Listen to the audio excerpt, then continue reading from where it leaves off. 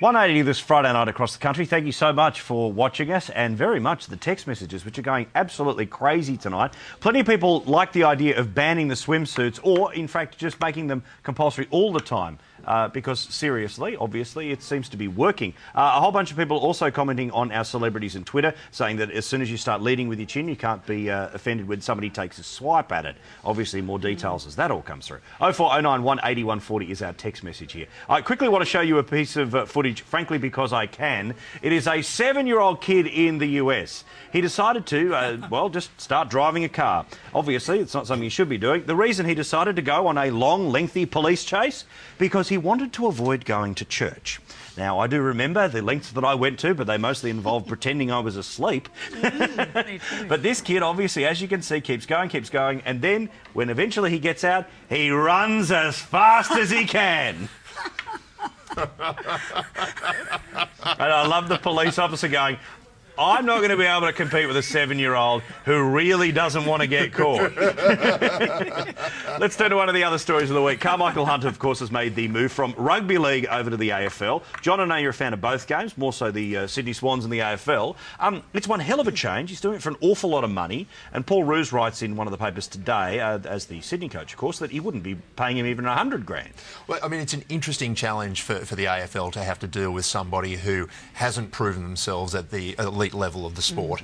But for a team that's opening in a land which is very much NRL heartland, to try and get that sort of signing, to get the PR out of it, I think is a remarkable coup. People are going to want to go along just to see whether or not he plays well. So from a sports promotion angle, it makes a bucket of sense. They've invested wisely. In terms of having a high-performing team, well, I suppose that's up for Carmichael and for his coaches to deliver on. But at the moment, from a sporting side, strange decision, but from a promotional side, brilliant. I think you might be slightly shocked, though, by the cultural issues that obviously in rugby league, basically as soon as you go out and read a bad apology, it all goes away. The AFL seems to be pretty harsh about player behaviour. Well, I mean, and that's the big thing. That's the real adjustment. Is he going to be able to make it? You know, the lengths of inappropriate behaviour in NRL compared to the better behaviour in AFL, it's going to be... I know, it's yeah, Brendan Favola, it's tough to go. Now, look, of course, Powerball went off last night, $80 million. 2 people have won it. If you were one of those 2 people, Melissa, and you won $40 million, and obviously you paid off your debt and you've, helped out the family, what's the first thing you'd buy? Oh, God. I mean, apart from helping out the family, getting the house and all that, I'd probably get a Winnebago. You would? And that sounds ridiculous. No, I like that. But I think out of all, I mean, you get all that other stuff together, but the one thing I want to do is get a Winnebago and drive around Australia. I reckon I'd get a boat. I saw one yesterday at a marina that had Foxtel on it going, oh, that really? is fantastic. That's the being able to go wherever you want in the world and watch Sky News. Now, finally, Joe, there is apparently a rumour that eBay is trying to push around that they might actually have to shut down Skype. What would a Skypeless world be like? I'd imagine very similar to the 4 billion years before it, but what do you think of no Skype? Look, I think it would be very similar to the world that I currently inhabit. I have heard of Skype. I know it exists. I also know that when you call up, it makes that really weird tinny voice, and it makes your voice sound very sort of cold and hollow.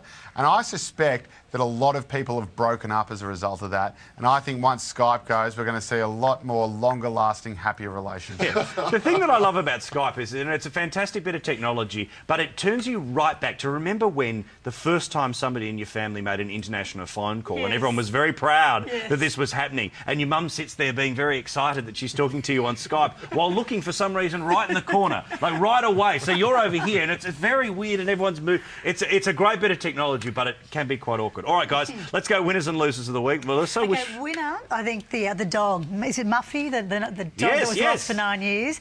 Loser has to be the mother of the 14-year-old child who was spoken to with Kyle and Jackie O. I think the mother should not have put her on the radio. End of story. Oh, incidentally, a lot of text messages about why we haven't talked about that. The reason, what can we add to the conversation?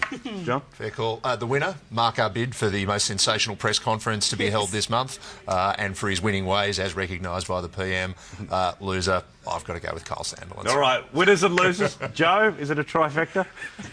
It is a trifecta, yeah. I did have the loser as the poor little 14-year-old girl who had to go through that terribly humiliating experience. And I've got the winner as Kyle Sandilands because it is a sad indictment of commercial radio and our society that his ratings will no doubt skyrocket.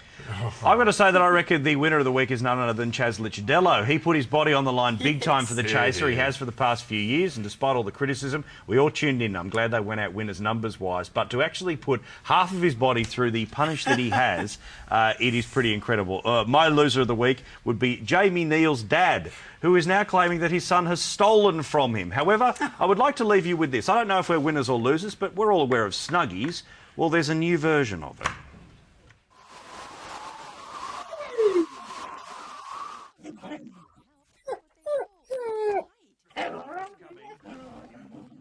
We know we have a Snuggie for humans. Well, yes, they have come up with the Snuggie for a dog. No.